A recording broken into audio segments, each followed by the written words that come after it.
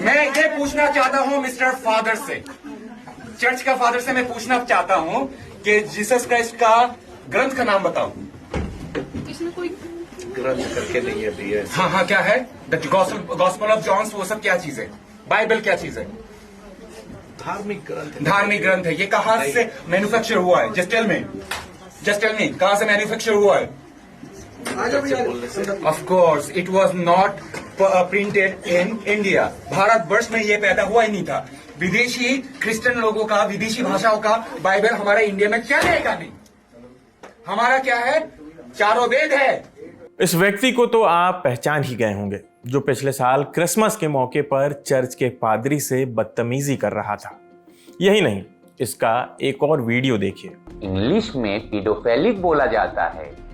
अगर किसी को विश्वास नहीं हो रहा है कि मोहम्मद मदर मैरी और पैगंबर मोहम्मद के बारे में जहरीली बातें बोलने वाला, धार्मिक संवेदनाओं और सार्वजनिक व्यवहार की धज्जियां उड़ाने वाला ये शख्स खुद को सत्यनिष्ठ आर्य बताता था, लेकिन कहानी कुछ और ही है। इसे उत्तराखंड के ऋषिकेश से पुलिस ने गिरफ्तार किया।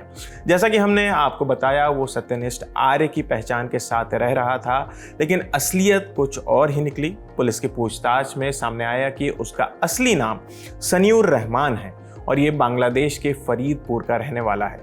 ये कोई हालिया एंट्री नहीं, बल्कि साल 2016 से भारत में रह रहा था। 18 अप्रैल को ऋषिकेश पुलिस ने ऑपरेशन प्रहार के तहत चेकिंग अभियान चलाया। इसी दौरान इस शख्स पर शक हुआ। पूछताछ हुई, लेकिन जवाब गोलमोल मिल रहे थे। फिर उसे थाने ले जाया गया। जब सख्ती बढ़ी, तब जाकर कहानी खुली।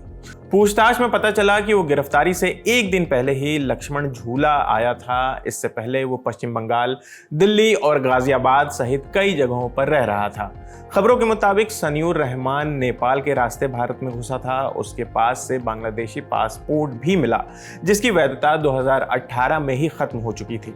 लेकिन असली खेल यहाँ से शुरू होता है। सनीउर रहमान ने अपनी पहचान छिपाने के लिए गाजियाबाद के पते पर आधार कार्ड बनवा लिया, यानी इस सिस्टम को चकमा देकर सालों तक यहाँ रह रहा था।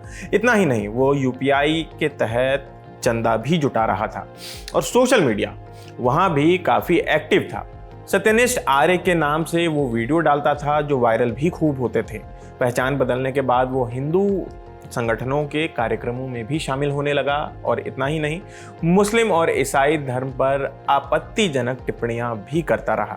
पिछले साल क्रिसमस पर तो उसने गाजियाबाद के एक चर्च में घुसकर पादरी के साथ बदसलूकी भी की थी, जिसका वीडियो हमने आपको शुरुआत में ही दिखाया।